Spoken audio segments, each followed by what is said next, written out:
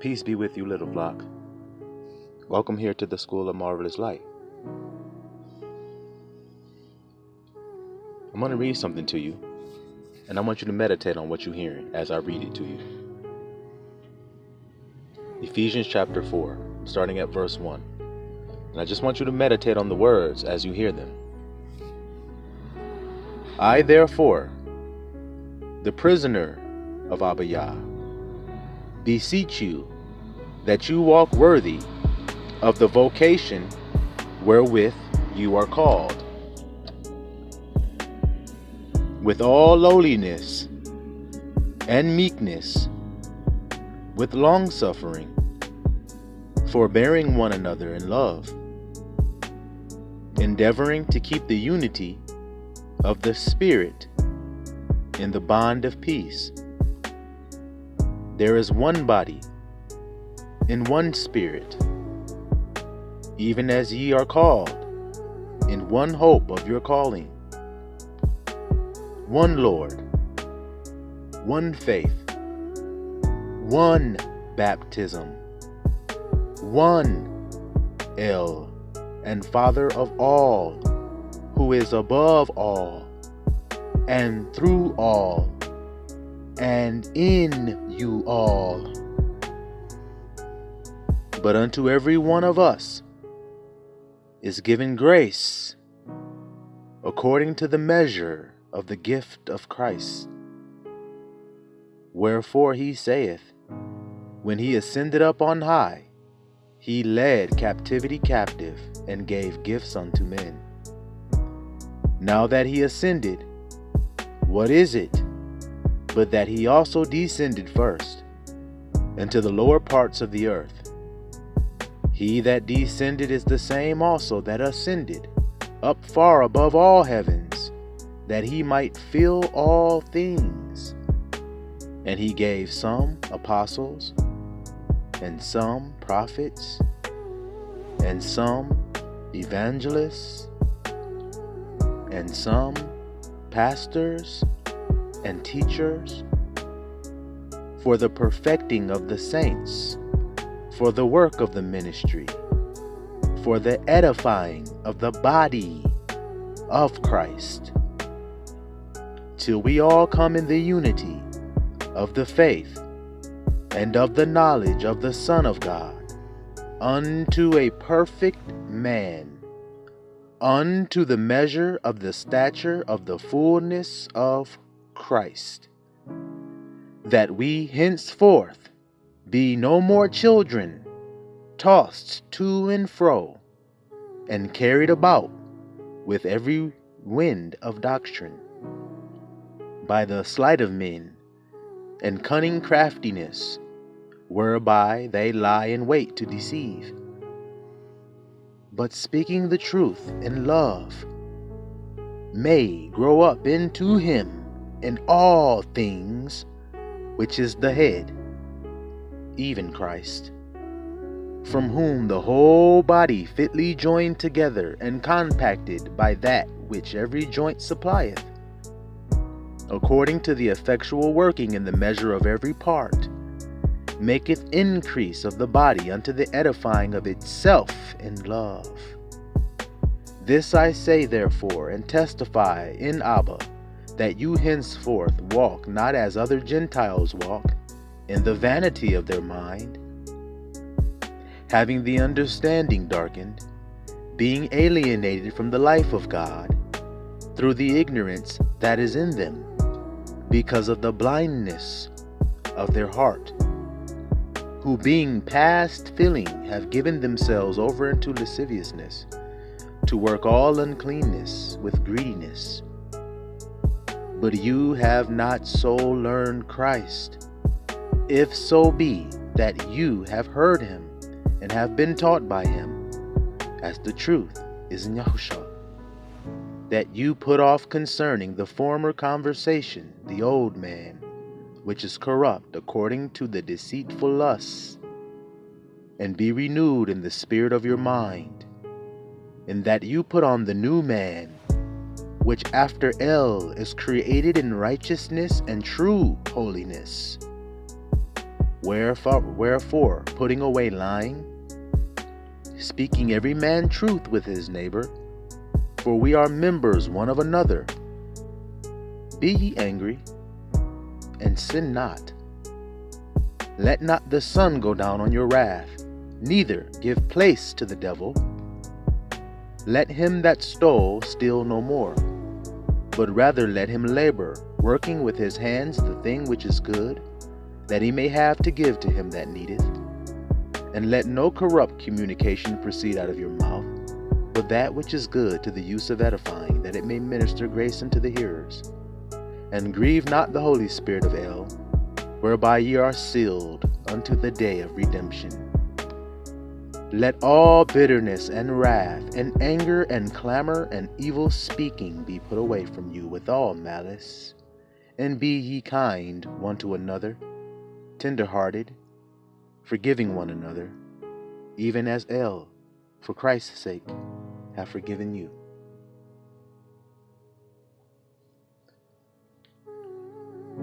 Okay, little flock, you can open your eyes now. Take all those ears off your body. Put some eyes there now. Keep a few ears there because I still need you to listen. But you can open your eyes now. Why did we read all of that? Why did we meditate upon all of that? Well, because this is the marriage when truth and goodness become one.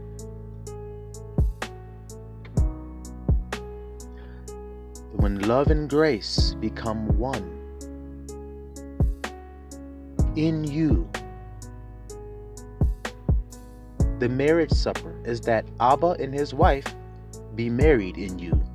Abba in his wife is the Father, which is love,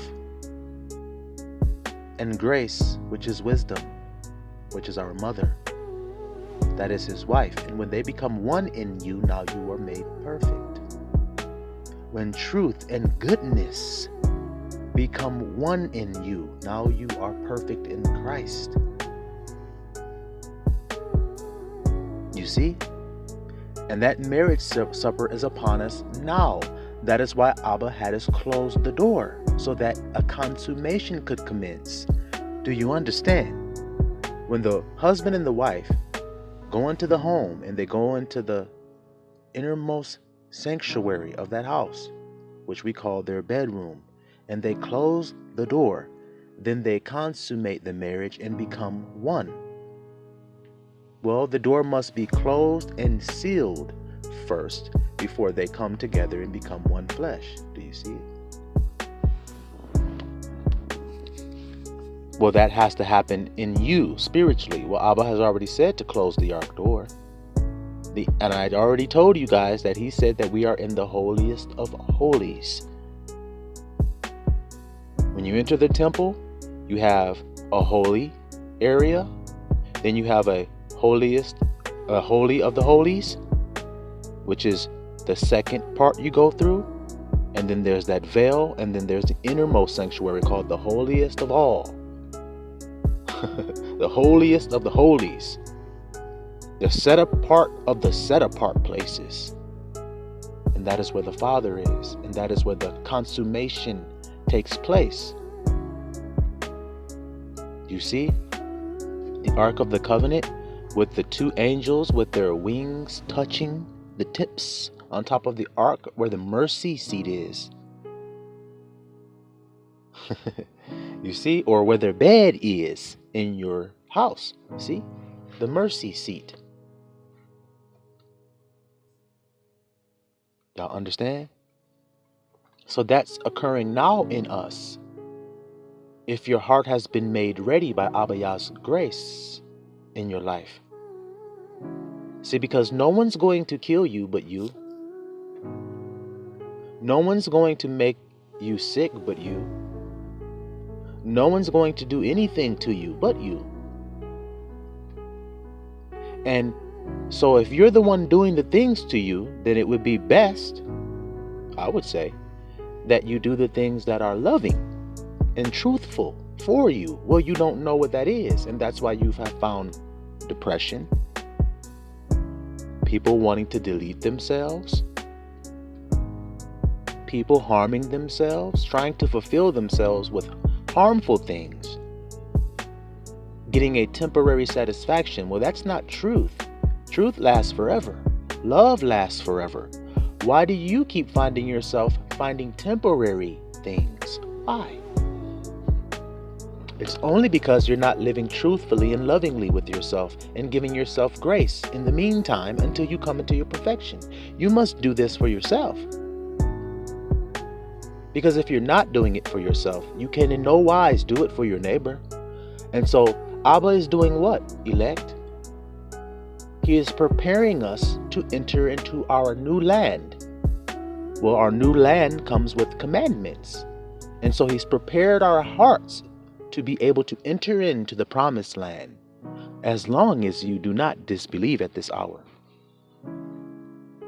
Because I want to make sure that you all know, little flock, that the only reason you wouldn't enter in is because of your own unbelief and fear. Now take a child on the edge of a swimming pool, and the father's inside the pool, and he says, enter in, my baby. See?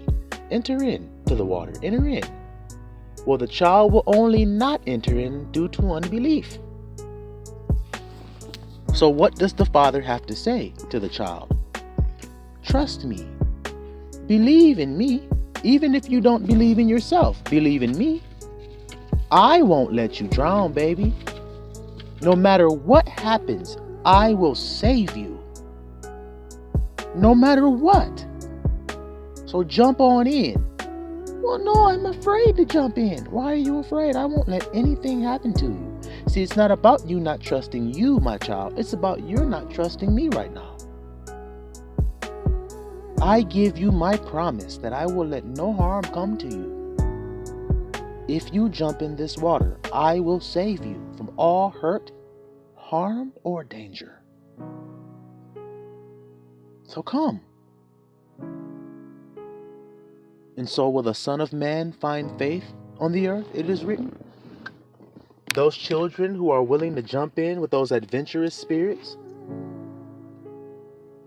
Because I can assure you that Abba won't let anything happen to you.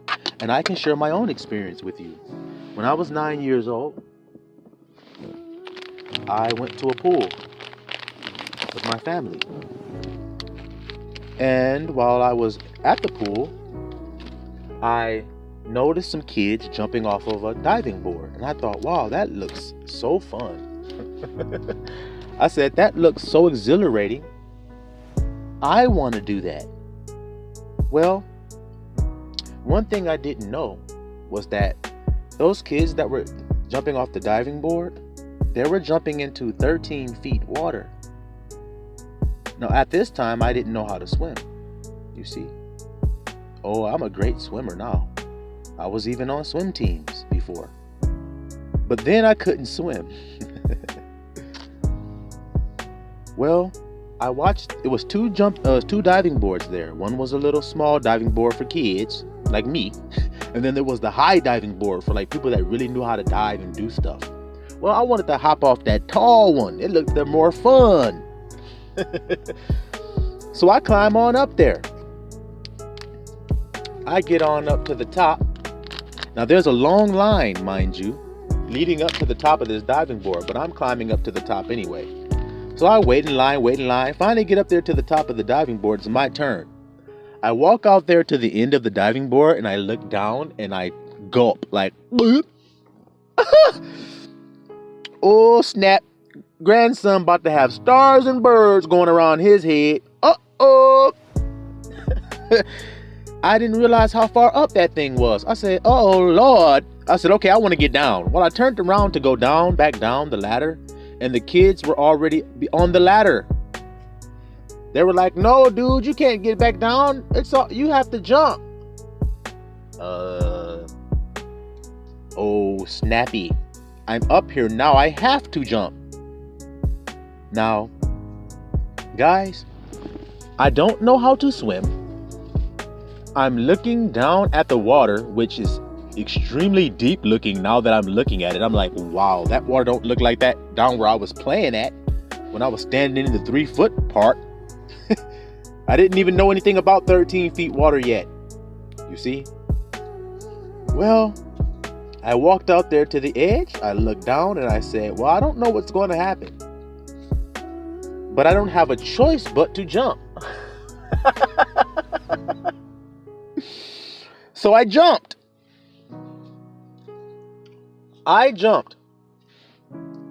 And according to my father, who saw me jump, it was one of the most beautiful dives he had ever seen. He said. And when I jumped off and landed in that water, my father, being a father, watched to see what I would do. He didn't immediately jump in there and save me. I guess he was curious to see how I would handle it. So I'm thrashing around in the water, thrashing, thinking I'm drowning and dying. Well, all of a sudden, I get snatched out the water and pulled over to the side, and I'm fine. Everything's all good. I got help, and I learned a valuable lesson that day. Now, I didn't know if I was going to live or die when I jumped, Little Flop. I had no clue. I just know I had to jump. I couldn't go back, so I had to jump. And I'm here talking to you right now. And like I say, I'm a great swimmer. I'm the best swimmer of the people that I know in my personal life. Like, we used to have get-togethers and go hang out and go swim. And I'd be swimming. They'd be like, oh my God, dude, how you swim like this? I'm like, man, I had to get down with the get down, man, and overcome that fear.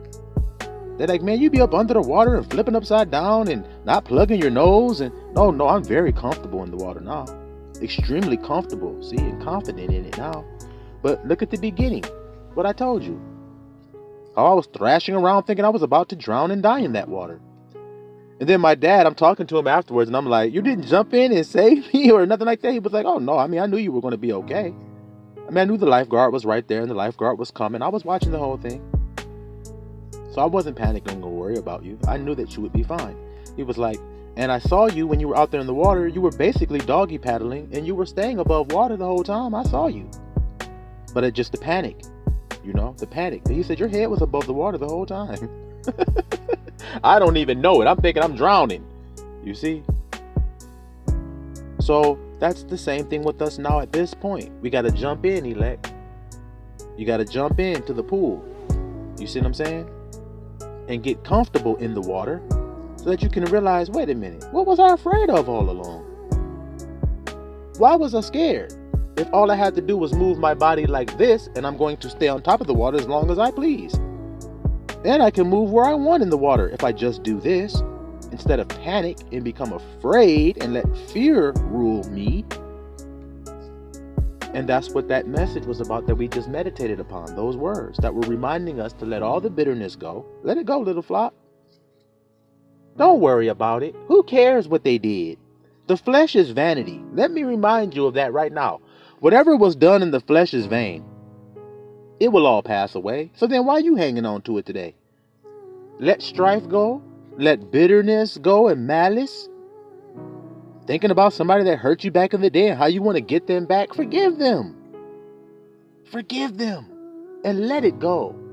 For that is the only way that you can enter in. You will not be forgiven if you don't forgive. And the things that you have in your heart that you haven't forgiven yet, that you have forgot that you even had in your heart, Abba, in his love and his grace, will reveal it to you. And that is your moment of truth, as we call it. When he brings it to your attention to deal with it, that is your moment to deal with it, or your moment to stay bitter and salty and mad and upset and in hell. Because I told you, you do everything to you. They didn't do a damn thing to you. You did it. You hear me? I know that sounds strange, doesn't it? Why would he say, forgive these people when they persecute you and use you and despitefully use you? And then he hung up there and said, they don't know what they're doing. So if he told us the truth, then how is it any different now? They are, in their mind, I can guarantee you, if you ask them that thing that they did to hurt you, if you ask them why they did it, they have their reason. And that was their reason. Why ain't that good enough for you? Well, that was still wrong and you shouldn't have done it. Well, whether it was wrong or not, that's what they decided to do. It's okay. That was their choice. Now, have you ever made a choice and it hurt somebody? Well, then you should know how it feels. And that choice you made, was it selfish? Alrighty then. I've done it. I remember when I went to go see my sister and visit her. She stayed in a whole nother state. And I went to visit her out of town. And she's real business oriented and stuff, and into finances, and she's an accountant. So the business world, that's her thing. So a successful accountant at that. So she was going on some kind of business conference, and she wanted me to go with her, and I agreed. Now watch this. I went with her to the little meeting where they were talking about the conference and how much money it would be, and you could bring somebody with you, and blah blah blah blah blah. So she's like, yeah, I'm gonna bring my brother with me. I'm like, okay, cool, I'll go with you. Well, check this out, Israel. The day it came for us to actually go, we have packed our stuff and we're at the bus stop waiting for the coach to come and pick everybody up. Well, while we're waiting, I get a phone call from this girl that I knew telling me that she wants to hang out with me. She want to see me. Now, I've been trying to see this girl and spend time with her, and she just blowing me off and doing other shit and making excuses and all kind of stuff. Y'all see? But now, here I am at the moment of truth. Your sister wants you to go. Y'all done made plans to go, and she's even paid your way. Matter of fact, she paid for me to go. So I'm like, the girl calling me like, hey, I'm right around the way from where you're at, at the bus stop, waiting for the bus. I can just come pick you up and we can go chill and hang out. Why you want to hang out now? So I'm telling her like, hey, I'm going on this business trip, going with my sister. It's going to be about 2 or 3 days. She's like, well, why don't we just take that 2 or 3 days and me and you just hang out? Shit. What? You see? Now, I get enticed and say, all right, let's do that. You come up here and come pick me up. I go to my sister, who's laughing with her friends, and introducing me to people and this, that, and the other. I go over to her. I said, let me holler at you for a second. I said, I changed my mind. Y'all hear this pitiful shit? Y'all hear how pitiful the grandson was being that day? I said, something came up and I just realized, I really ain't into this business stuff like that. And I know it's your thing, but it ain't my thing. And my sister, who's usually a very stoic, I might say, woman, she didn't burst into tears, but she started crying. Some tears started to come out her eyes. And she said, okay. And then I felt bad immediately, because I love my sister. And I said to her, you know what? It's okay. I'll cancel and stuff. And she said, no. She dried her tears up and she said, no, you go ahead and go. Go get your bag and stuff, and you go ahead. I'll cancel the ticket and whatnot. You go ahead. I said, you sure? She said, yeah. I said, okay. I go on. The girl come pick me up. I go hang out with the girl. She just want to chill and eat some food that she's made, which was cool. She made me a dinner a few times, and eat some food and watch movies and stuff. I'm like, now y'all know. I'm like, what am I, 20? No. How old was I then? I was about 23 or something. 22, maybe even younger than that, guys. 20, maybe. I'm not sure exactly. But I was in my early 20s. And when I hung out with the girl, we hung out for days and days. She's like, my parents are out of town. You can come hang out at my house. Yeah, we hung out and everything, but that's all we did. That's all we did.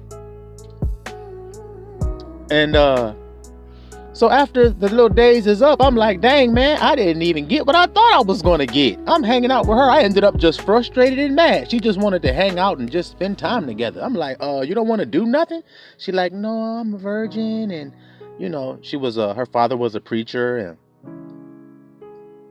she wanted them to wait until she was married and this, that, and the other. So we just basically cuddled, and you know how you, schmooze or whatever you want to call it, when you lay in the bed and spoon and all that. That's what we did.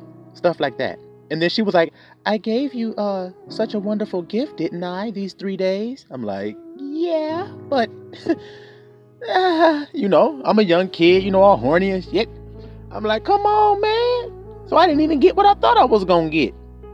So that little experience went on. Now, some years later, after I grew up and, had a rise in my consciousness thanks to Abba's grace, I realized how hurtful and cruel and selfish that decision was. And I called my sister, and this is years later, and I told her, and she's like, what are you talking about? I'm like, you don't remember that day I did this? She's like, yeah, but I ain't worried about that. I'm like, but I want to tell you that it was wrong what I did to you that day. You cried and I hurt your feelings and I hurt you. That was wrong. And that was selfish. And you're my sister and I love you. And we've always had each other's back and always chose to do the right thing. And I didn't choose to do the right thing that day with you. And I apologize. And she forgave me and we went on with our life. But you see, if I had never took that moment of acting selfishly, I would have never had to come back and repent like that and ask her forgiveness and feel ashamed of myself from just being horny instead of spending time with my sister who I hadn't seen in a long time. I could have spent those 3 days with my sister and been just fine, and we would have had a good time. And instead, I chose to try to have some sex, and it didn't even get that. So, you see, I didn't even get what I stayed for. And I had to apologize for my actions. And that's the thing. I did it to myself. Now, didn't I? Yes, I did. And that's what I'm telling y'all. So it's about time to just release bitterness, strife, envy, hating, whatever somebody did to you. I don't care. You got to really let it go. I'm just giving you my experiences so you know that I'm not no different than y'all. I ain't no different. I had to go through the same old hurtful shit. I told y'all all about the story about how my cousin laid with my wife. And I'm prepared right now to forgive her if I see her. If she comes to me, I'm prepared to forgive her whatever she's done. I don't care. Taking my kids away, lying on me, smear campaigning. I don't care nothing about that. I don't care. I just want you to be free. Everybody. Even her and him, even my cousin. I want y'all to be free. This ain't got nothing to do with me. What you all did ain't got nothing to do with me. This ain't shit. This life is a vapor. And man is nothing. So what in the hell am I going to sit up here and act like something didn't happen to me as a man? It ain't nothing happened to me as a man. Nothing has happened to me. That's lies.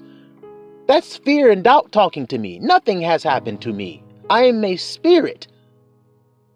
The Spirit of the Father, which we just read, which was in all and through all, above all, in you all. Can you kill that spirit? Can you harm that spirit? Can you decrease that spirit or change that spirit? Nope. So then what the hell am I doing changing if I'm that spirit? Don't you see it? But as long as I think I'm that body, I'm going to keep missing the mark.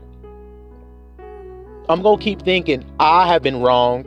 Somebody hurt me. Somebody did something wrong to me. And even if they did do something to you that you consider wrong, so that's their choice. Now you got a choice. What you going to do? Are you going to let evil overcome you, or are you going to overcome that evil with good?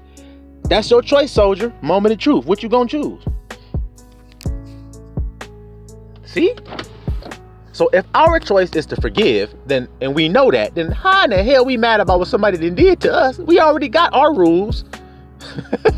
We already got our protocol that we gonna do, which is forgive. I'm gonna forgive you. So then why would I be mad about what you did?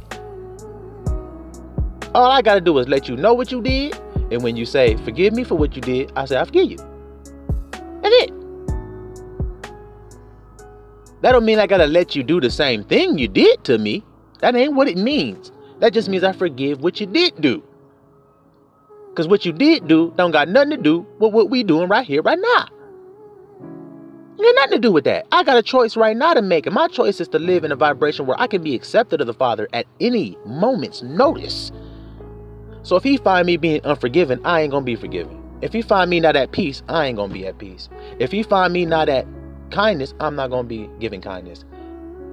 You see that?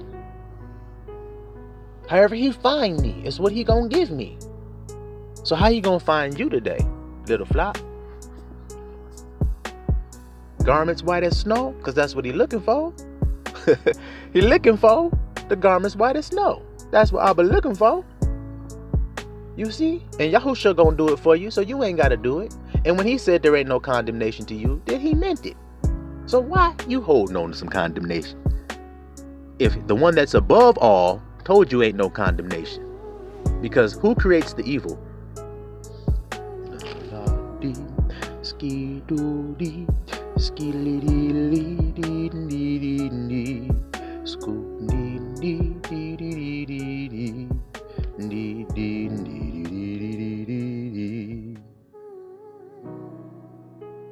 You see? It's weird when you see that. You say, wait, Abba do that? Yeah. Did you not read in Isaiah 45? What it says? I form the light and create darkness. I make peace and create evil. I, Abba Yah, do all these things. You see? And then you say, wait. There is no darkness in the Lord. That's what he said. I create darkness. I create it. So I do all things. I am in all, above all, through all, or else they wouldn't exist. Now those that don't know that Abba's in them are the ignorant ones. That's all. Just like we was ignorant. There's no way we knew God was in us if we was sinning. Just ain't no way. You see? So let's be renewed, baptized with the one baptism he talked about in Christ, and carry out our duty as our part of the body. Siloam, little flock. I love you, and peace and blessings be upon you all.